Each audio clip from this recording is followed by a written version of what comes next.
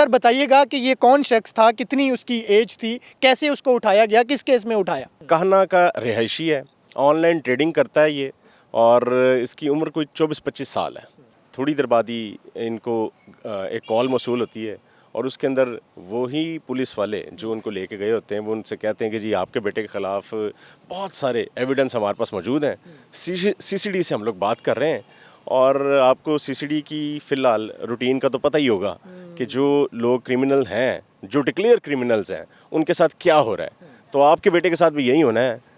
अगर चाहते हैं कि उसको ज़िंदा सलामत आप देखें दोबारा, तो 5 करोड़ रुपए का बंदोबस्त करें। जो कुछ हो सकता था, अपना घर, छोटा सा घर है, वो घर उसी जिस सोसाइटी में रहते हैं उसी सोसाइटी को कहा जी ये घर अभी ले लें, हमें जितने पैसे आप दे सकते हैं वो बताएं कि कितने पैसे, फ़ौरन अरेंज करने। तो जेवर बेच के घर के डॉक्यूमेंट्स दे के सब कुछ करके टोटल 40 लाख रुपए उनके पास इकट्ठा होता है। जब उनको तसल्ली हो जाती है तो वो कहते हैं चलो 40 लाख रुपए लेके आओ। तो उसने वो कॉल उसके सामने जब आती है अगवा करों की तो उसको सारी कहानी समझ आ जाती है। वो अपने तौर पे एक मैसेज डीआईजी ऑपरेशंस को करता है, फैसल कामरान को।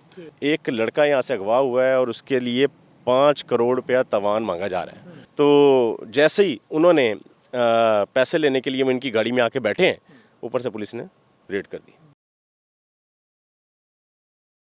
अस्सलाम वालेकुम, आप देख रहे हैं टीवी टुडे और मैं हूं आपका मेज़बान राहील मुआविया। नाज़रीन, लाहौर से एक नौजवान को पुलिस गिरफ़्तार करती है और वो नौजवान अपना बिज़नेस करता है और पुलिस जब गिरफ़्तार करके ले जाती है तो उनके घर वालों को एक कॉल मौसूल होती है।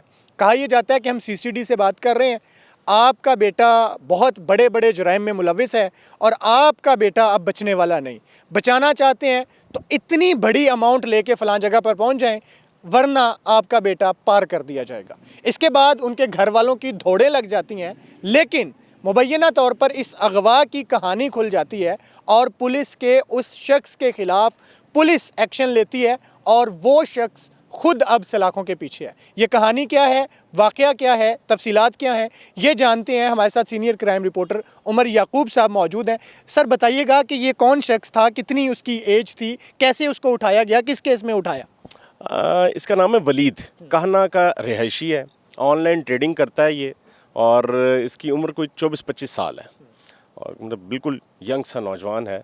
और अचानक 27 तारीख को रात को तकरीबन कुछ 6:30 बजे के करीब, 6 साढ़े 6 बजे के करीब, पुलिस का एक डाला इसके घर के बाहर आता है और 7 मिनट के अंदर वो कार्रवाई डाल के इसको डाले में बिठाते हैं। पुलिस वैन के अंदर कंप्यूटर उठाते हैं, सीसीटीवी कैमरास का डीवीआर उठाते हैं और वहाँ से चले जाते हैं।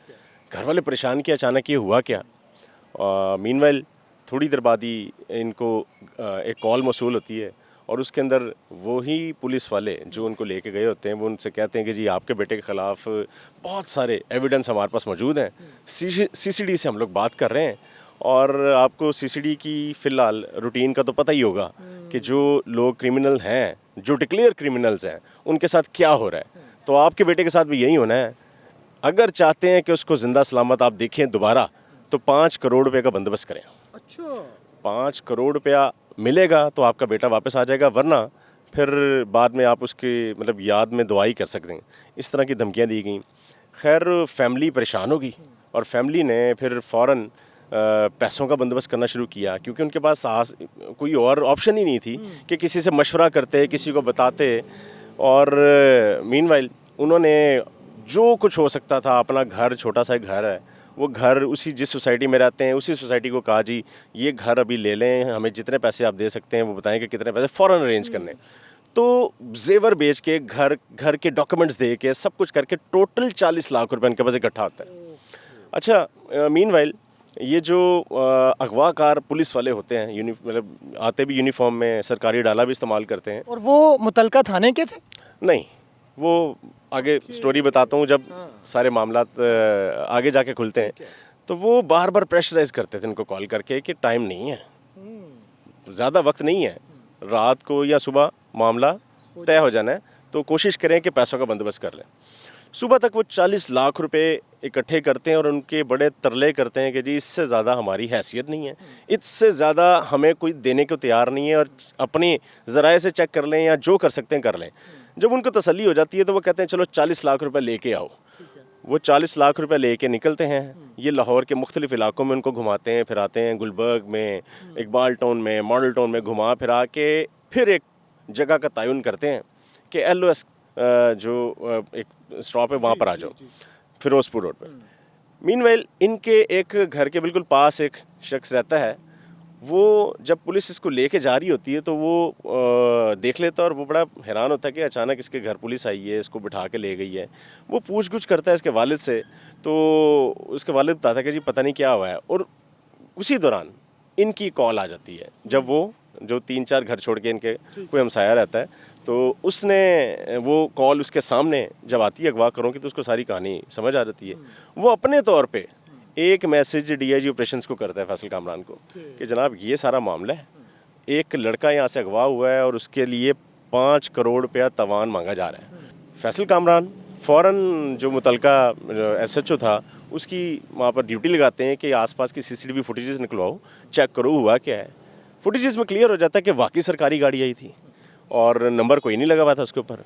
और जिस तरह से पीछे उन्होंने एक तरपाल डाली हुई थी, वो एक पूरी एक रेडिंग टीम जिस तरह से आती है वो उस तरह से थी। खैर वो इधर से पुलिस अपनी कार्रवाई कर रही होती है, उधर से वो अगवाकार और उनकी डील चल रही होती है। जैसे ही ये लोग LOS पे पहुंचते हैं, वो जो नौजवान था वो पुलिस के साथ राब्ते में था और उसको सारा पता चल रहा था कि ये पैसे को अरेंज कर रहे हैं, पैसे लेके ये जा रहे हैं। वो साथ साथ पुलिस को अपडेट कर रहा था। हालांकि वो फैमिली कह रही थी कि हमने पुलिस को इन्वॉल्व नहीं करना, क्योंकि वो ये रिस्क लेना ही नहीं चाह रहे थे कि इनके बच्चे को कुछ हो, क्योंकि वो जवान बच्चा है, 24-25 साल उसकी उम्र है। तो इस लड़के ने पुलिस को इन्वॉल्व किया, साथ एंगेज रखा और इनका पीछा करता रहा। जब LOS पॉइंट पर जाकर पहुँचे हैं तो जैसे ही उन्होंने पैसे लेने के लिए वो इनकी गाड़ी में आके बैठे हैं, ऊपर से पुलिस ने रेड कर दी। वहाँ पर ही गन्स सीधी हो गई। और जो अगवाकार थे वो टोटल 3 थे। और वो पुलिस वर्दी में थे? नहीं, वो सिविल में थे। वो तो बाद में डिस्क्लोज हुआ कि जो गाड़ी के अंदर बैठा हुआ है वो खुद CCD का हाजिर सर्विस इंस्पेक्टर है। उसका नाम है जावेद इकबाल।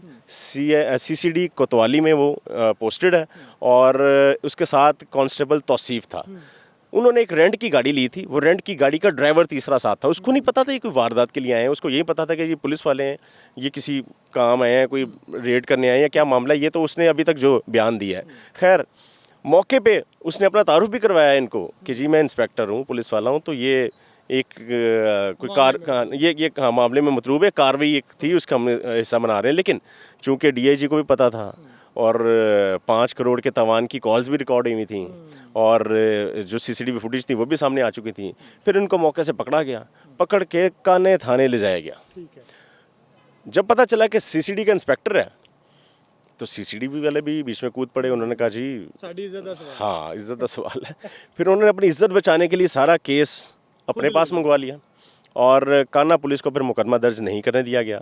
और CCD ने कहा कि इसकी कार्रवाई भी वो खुद करेंगे, मुकदमा भी अपनी मदीयत में दर्ज करेंगे। जिसके साथ वारदात हुई है, जिसको अगवा किया है, उसकी मदीयत में भी नहीं, पुलिस ने अपनी मदीयत में मुकदमा दर्ज किया और मुलजिमान पुलिस के पास हैं, 40 लाख पुलिस के पास हैं, लैपटॉप वो DVR पुलिस के पास है, CCD के पास, और वो तफ्तीश कर रहे हैं। दूसरी जानिब जो इंस्पेक्टर जावेद है, इसने उस मगवी को कहाँ रखा था, ये सबसे ज़्यादा हैरानकुन बात थी।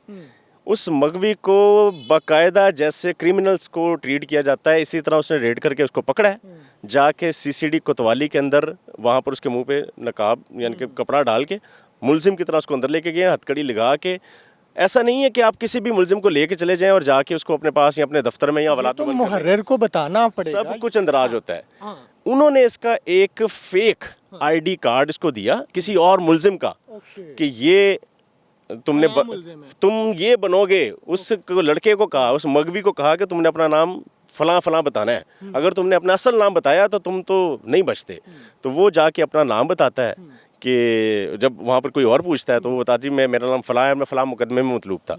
लो जी, वो CCD कोतवाली वाले भी रिलैक्स हो जाते हैं कि जी मुलजिम पकड़ के लाए हैं। चूँकि वो रेडिंग टीम है, वो इंस्पेक्टर है, उसकी पूरी वो केसेस उसके पास और भी होंगे, तो उसको CCD कोतवाली के अंदर ही रखा हुआ था और वहाँ से बैठ के ही डील हो रही थी तवान की रकम की, वहाँ से सारा कुछ चल रहा था।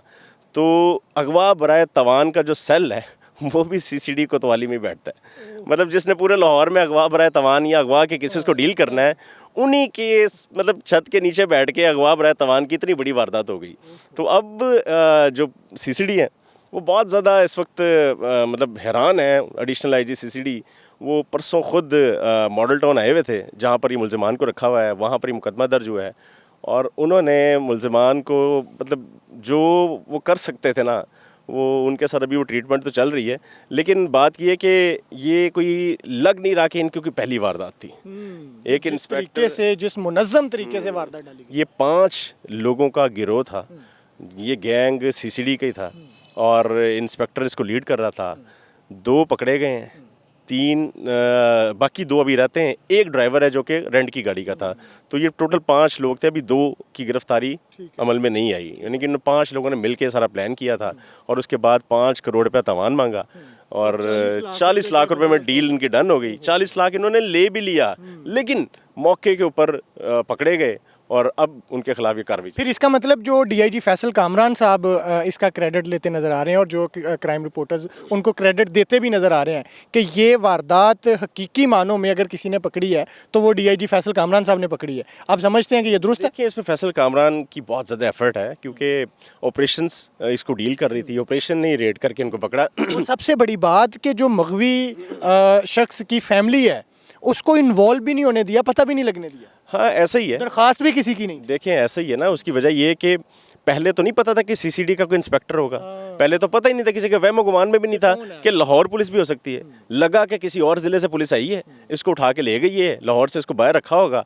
मतलब कोई सोच भी नहीं सकता था कि ये सीसीडी कोतवाली, जहाँ पर अगवा बराए तवान के केसेस डील होते हैं, जहाँ पर अगवाकारों को रखा जाता है, वहाँ पर ही मगवी को रखा जाएगा।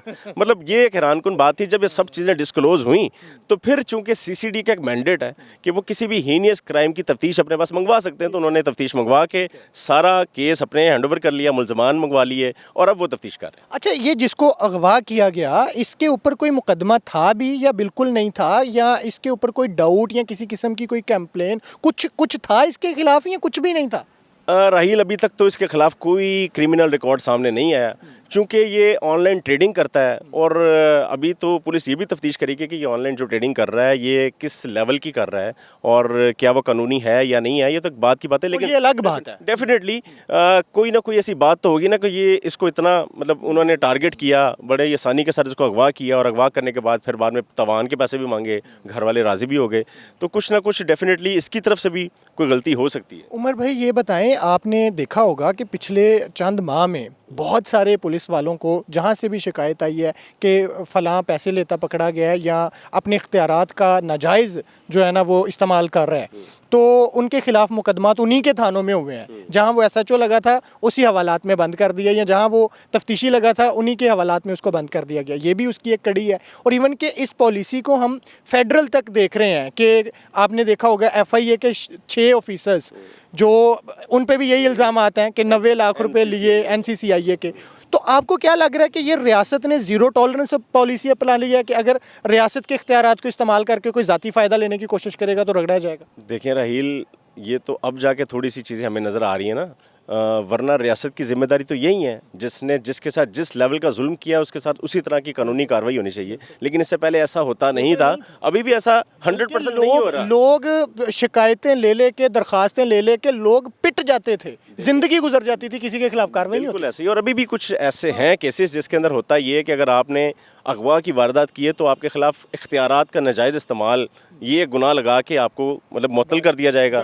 हाँ, उसकी जान छूट जाती है। पकड़ना क्रिमिनल एक्ट है ना जो वो करता था, तो वो अभी भी इनको चाहिए तो ऐसे ही। और मेरा ख्याल है कि इन फ्यूचर ये चीज़ें हमें नज़र भी आएंगी कि जो जिस तरह का गुनाह कर रहा होगा, जो जुर्म कर रहा होगा, उसके मुताबिक उसको सज़ा मिलेगी। बहुत ज़बरदस्त, बहुत शुक्रिया, थैंक यू सो मच।